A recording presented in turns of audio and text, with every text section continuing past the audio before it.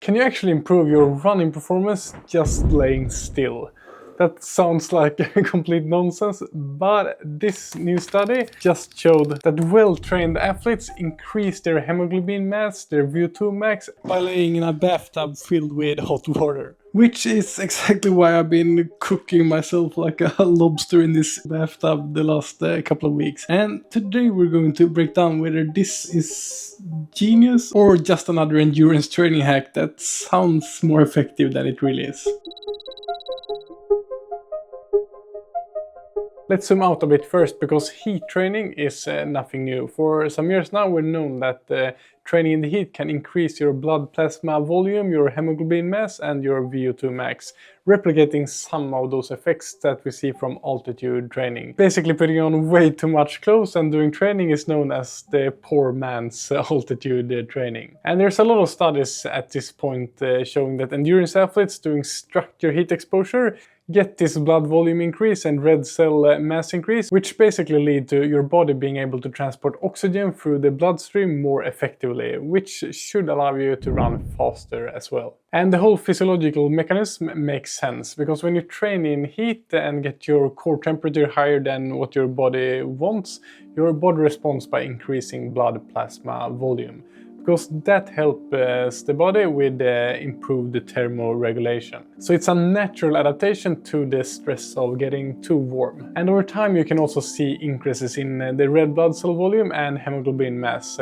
So far so good. This is really interesting, and this has been quite hyped over the last few years, with many athletes trying different variants of heat training. I've been using it a bit myself, and also with athletes I coach, especially preparing for warmer races, since you also then get the extra important benefit of being acclimated to the heat. But there is a drawback with heat training. If you're running with massive amounts of clothes or in a super hot environment, the heat will become a limiting factor. So you cannot hold the same pace that you could have done if you ran it in a cooler environment. Basically, you accumulate more fatigue at the same mechanical output.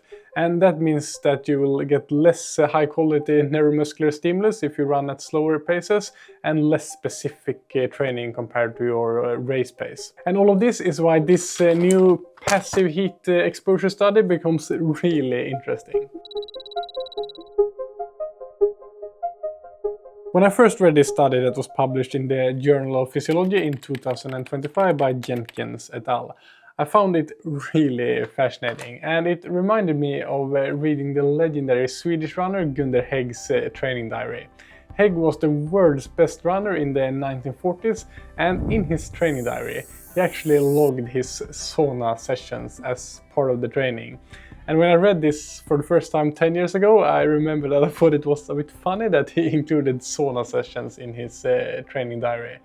And I didn't think more of it back then, but after reading this study, maybe he was just ahead of his time. Because in this study, instead of training in heat, they asked a different question. What if we keep training normal and just add heat on top as a completely separate stimuli? And they recruited 10 well-trained runners with an average VO₂max of 64.5. So these are not beginner runners, these are endurance athletes at about my own level. And they used a crossover design, meaning each runner did 5 weeks of hot water immersion and 5 weeks of control, basically doing the exact same training but without the hot water baths, with a washout period in between to get clearer results. And the protocol they used during this 5 weeks intervention period of hot water baths, besides the regular training, was 45 minutes of hot tub baths 5 times per week with a water temperature at 40 Celsius at the beginning, and then progressing it up to 41 or 42 Celsius in the end of the 5 weeks. And it's really important to state here that their training stayed exactly the same between the 2 periods, the same training hours, same intensity distribution, and the athletes also reported the same well-being scores. So any differences are likely to come from the heat exposure itself.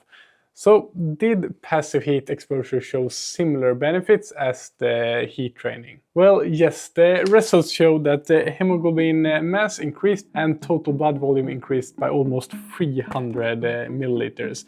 The red blood cell volume started to rise in weeks 4 and 5. And they also found that the heart's left ventricle and the diastolic volume increased, and the heart stroke volume increased, and VO2max increased by 4.4%.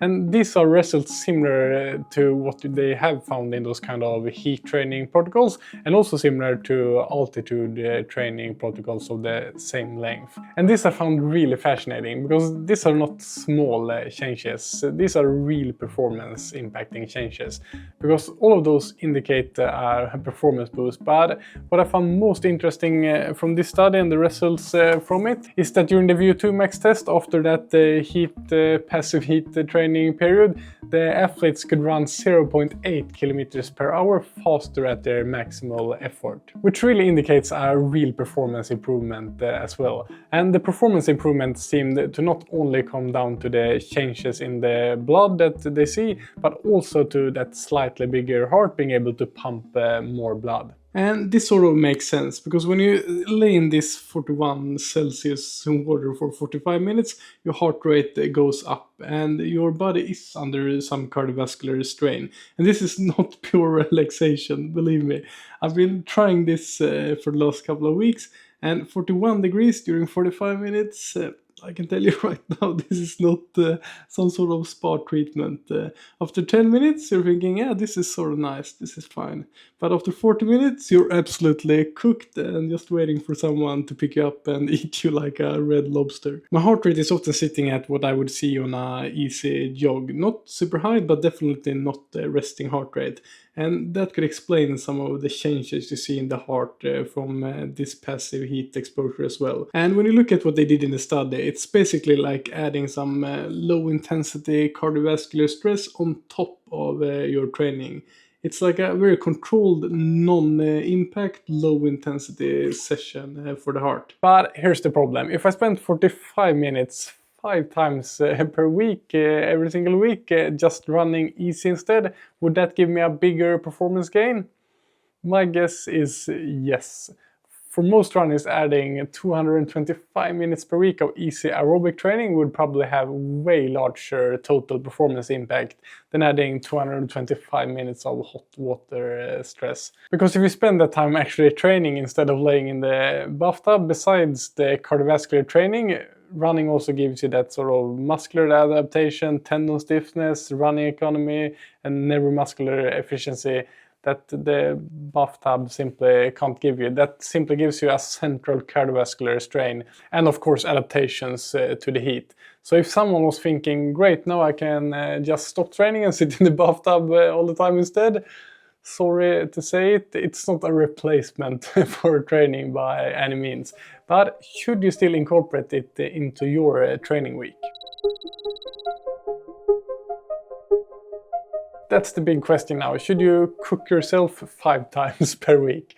I would say that the protocol used in this study was aggressive. 45 minutes, 5 times per week, that is a massive time commitment. Especially if you're a normal everyday athlete with work, family life and other responsibilities who barely has time to train as much as you want in the first place. That time is probably better spent training. But here's where I think this becomes promising. First of all, this study only had 10 participants, and that's small. In this kind of small studies, researchers often tend to push the stimulus quite hard to clearly see some sort of effect, which means it is very likely that some of the benefits would still occur with less than 45 minutes times 5 per week. Maybe 2 to 3 sessions, maybe shorter sessions. We don't know the minimum effective dose yet. And secondly, if you're already training at a high volume and don't want to add more impact load, passive heat is really interesting. And third, this might be particularly useful in different specific phases. For example, during injury-sensitive periods as an